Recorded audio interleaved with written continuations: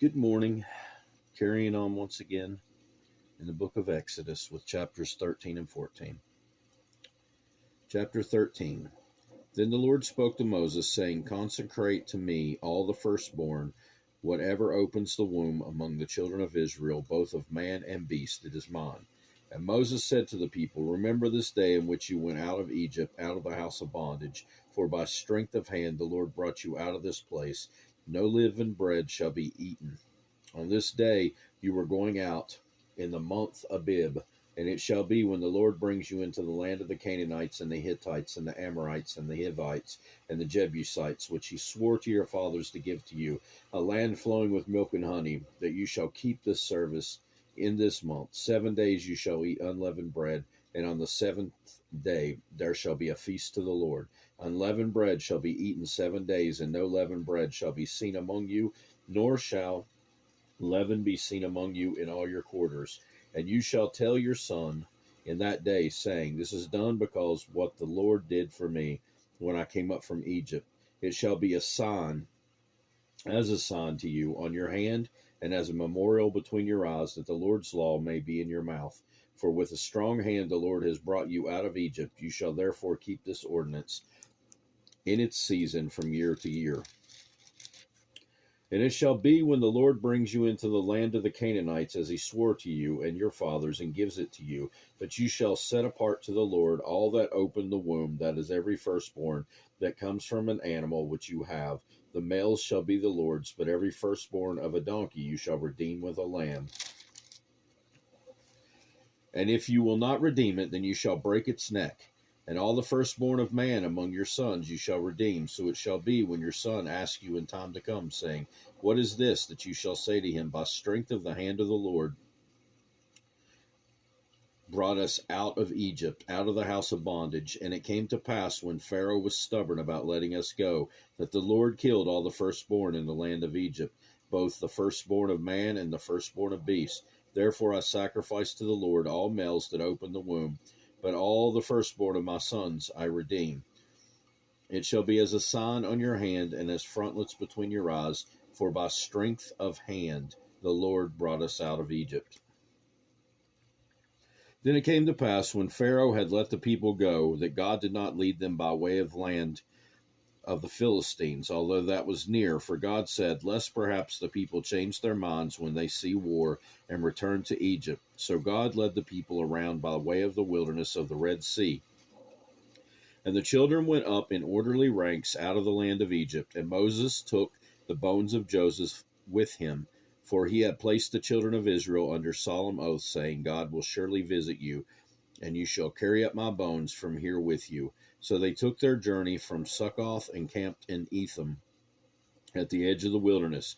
And the Lord went before them by day in a pillar of cloud to lead the way, and by night in a pillar of fire to give them light, so as to go by day and night.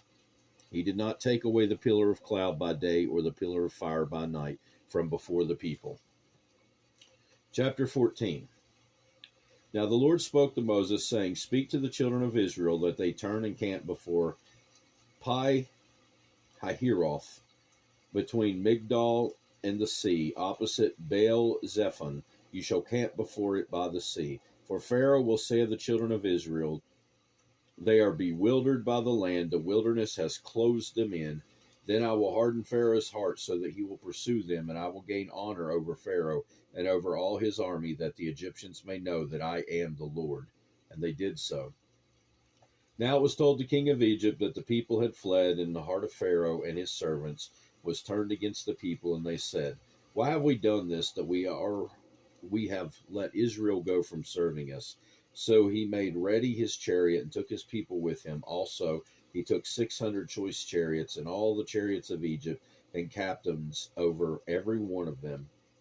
And the Lord hardened the heart of Pharaoh, king of Egypt, and he pursued the children of Israel. And the children of Israel went out with boldness. So the Egyptians pursued them, all the horses and chariots of Pharaoh, his horsemen and his army, and overtook them camping by the sea beside Pi Hahiroth, before Baal Zephon. And when Pharaoh drew near, the children of Israel lifted their eyes, and behold, the Egyptians marched after them. So they were very afraid, and the children of Israel cried out to the Lord. Then they said to Moses, because there were no graves in Egypt, have you taken us away to die in the wilderness? Why have you so dealt with us to bring us out of Egypt?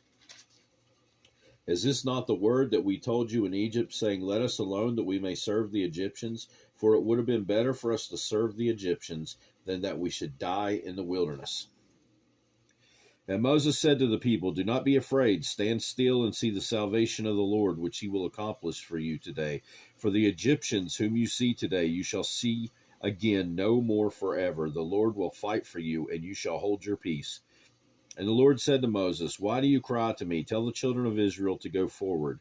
But lift up your rod and stretch out your hand over the sea and divide it, and the children of Israel shall go on dry ground through the midst of the sea. And I indeed will harden the hearts of the Egyptians, and they shall follow them.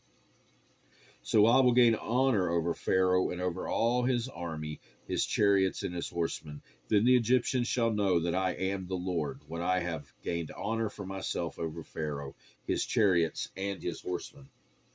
And the angel of God who went before the camp of Israel moved and went behind them, and the pillar of cloud went from before them and stood behind them. So it came between the camp of the Egyptians and the camp of Israel. Thus it was a cloud and darkness to the one, and it gave light by night to the other, so that one did not come near the other all that night. Then Moses stretched out his hand over the sea, and the Lord caused the sea to go back by a strong east wind all that night, and made the sea into dry land.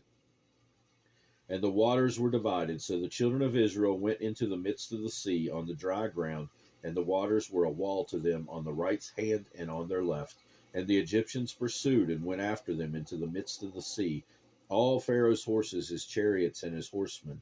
Now it came to pass in the morning watch that the Lord looked down upon the army of the Egyptians through the pillar of fire and cloud, and he troubled the army of the Egyptians, and he took off their chariot wheels, so that they drove them with difficulty. And the Egyptians said, let us flee from the face of Israel, for the Lord fights for them against the Egyptians. Then the Lord said to Moses, stretch out your hand over the sea, that the waters may come back upon the Egyptians, on their chariots and on their horsemen. And Moses stretched out his hand over the sea, and when the morning appeared, the sea returned to its full depth, while the Egyptians were fleeing into it. So the Lord overthrew the Egyptians in the midst of the sea. Then the waters returned and covered the chariots, the horsemen, and all the army of Pharaoh that came into the sea after them. Not so much as one of them remained, but the children of Israel had walked on dry land in the midst of the sea, and the waters were a wall to them on their right hand and on their left. So the Lord saved Israel that day out of the hand of the Egyptians, and Israel saw the Egyptians dead on the seashore.